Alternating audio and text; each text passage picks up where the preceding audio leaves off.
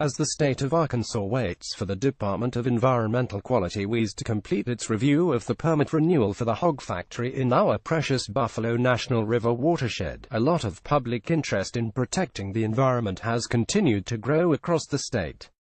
For example, Little Rock attorney Richard Mays, who represents a consortium of environmental groups in legal actions involving the factory's grossly misplaced location, told me a relatively new statewide non-profit called the Arkansas Environmental Defense Alliance has developed. Its purpose is to monitor and protect the Arkansas environment through policy advocacy and other necessary actions.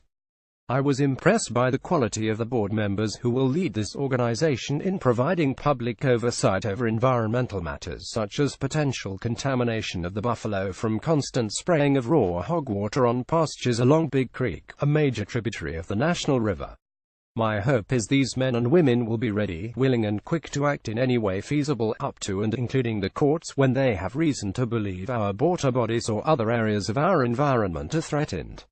Readers likely have little desire to wade through a list of names, but I'm sharing most of them all the same because the standing in our state carries enormous influence, especially as a group. And very few other states have such an organization devoted to serving the environment and as a clearinghouse for citizens with related problems locally. The Alliance Board consists of Mays, Joe Nix, longtime water quality expert at Ouachita Baptist University; Don Richardson, head of the Natural Resources Commission; Dan Flowers, former director of the State Highway Department; Rob LaFleur, law professor at UA; Richard Davis, former director of the State Department of Parks and Tourism; Richard Mason, former commissioner with the state's Pollution Control and Ecology Commission; Sam Cook Batesville, optometrist and former president of Friends of the White and Norfolk Rivers; Nancy Delamar and K. Kelly Arnold, both former directors of the Nature Conservancy of Arkansas; Texarkana attorney Lance Lee, and former Paragould State Sen. Robert Thompson. The Alliance is co-sponsoring an environmental policy conference at the Clinton Library on October 27, along with the Clinton School of Public Policy, Arkansas Policy Panel, Sierra Club and Audubon, Arkansas. I think the agenda is pretty cutting-edge in regard to the topics, particularly in view of current developments, said Mays.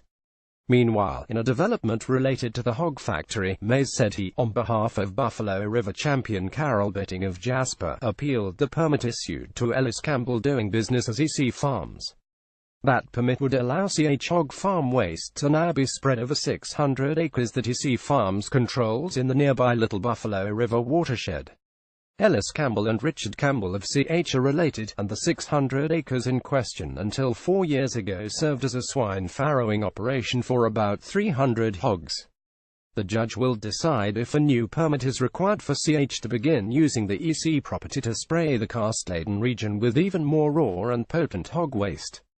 We had a hearing before Circuit Judge John Putman in Jasper last week, said May. I thought it went pretty well.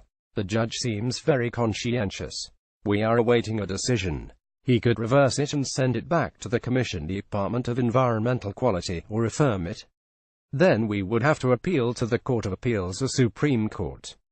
The sad truth is, in this age where even tax-supported public agencies can seem unable or unwilling to respond to obvious public problems and needs due to political pressures and/or limited resources, a group such as the Environmental Defense Alliance will serve as an invaluable source of advice, answers and action.